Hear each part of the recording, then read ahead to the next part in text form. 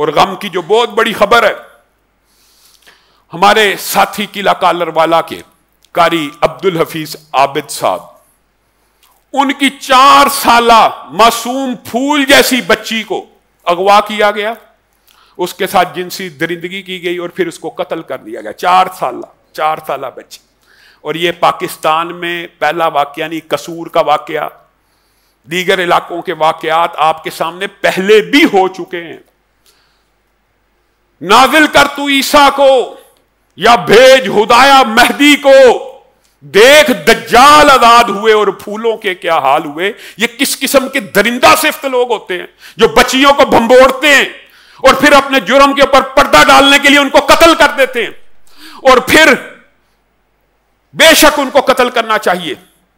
لیکن آج میں ایک بات درد دل سے کہنا چاہتا ہوں، حکام سے، انتظامیہ سے، ایک گولی مار کے جان لے لینا، یہ قتل کا بدلہ قتل تو ہو سکتا ہے، لیکن حدود اللہ میں جو شریعت نے سزائیں مقرر کی ہیں، اگر وہ سزائیں آپ دیں گے اس طرح کے درندوں کو، ان کی 2 سزائیں ہیں اسلام میں اور شریعت میں۔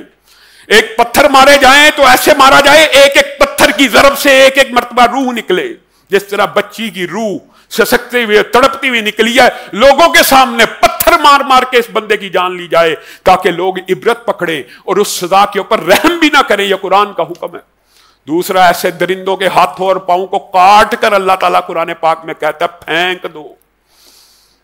دیکھو پھر کتے بھموڑتے ہیں کہ بلیاں بھموڑتی ہیں کہ جانور بھموڑتے ہیں، وہ بمبوڑ کے ان کو ذبح کر دیں، اور تمہارے دل میں پھر بھی رحمت کے آثار پیدا نہیں ہونے۔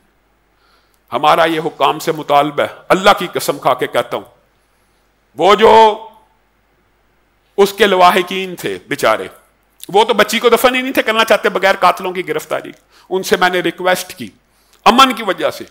ڈی پی او صاحب کو بھی کہتا ہوں، آر پی او صاحب طیب حفیظ چیمہ صاحب کو بھی کہتا ہوں، آئی جی پنجاب ڈاکٹر عثمان کو بھی کہتا ہوں، وزیر اعلیٰ پنجاب مریم نواز صاحبہ کو بھی کہتا ہوں کہ آپ بچیوں اور بچوں کے معاملے میں جو ایکشن لے رہی ہیں وہ قابل تحسین ہے، لیکن اس بچی کی خبر نہ میڈیا پہ چلی ہے، نہ کوئی وزیر اعلیٰ کی طرف سے ایکشن لیا جا رہا ہے، نہ آئی جی کی طرف سے ایکشن لیا جا رہا ہے۔ وجہ یہ ہے کہ یہ ایک مولوی کی بیٹی ہے، وجہ یہ ہے کسی بے دین کی۔ بیٹیاں وہ بھی ہماری ہیں، بیٹی یہ بھی ہماری ہے۔ ابھی تک میڈیا کی زینت بھی ہوتی ہے، احتجاج بھی ہو چکا ہوتا اور پورے معاشرے میں ہائی لائٹ بھی ہو چکا ہوتا، لیکن اس کیس کو شاید میں آپ کے سامنے پہلا بندہ ہوں گا جو رکھ رہا۔ کیوں نہیں ہائی لائٹ ہوتا؟ کیوں ہے یہ تعصب معاشرے میں؟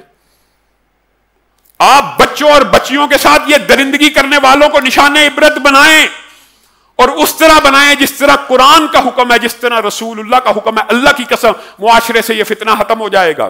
یہ بدکاری کرنے والے بچوں سے، چاہے مسجد کا ملا ہو، چاہے دیہات کا کوئی شخص ہو، اس کو چوک اور چراہے میں ایسی سزا دینی چاہیے۔ ٹھیک ہے، آپ نے تنگ آ کے سی سی ڈی کو بنایا، نیفے میں پستول چلانا شروع کیے، مجرم اپنی گولیوں سے آپ مار رہے ہیں۔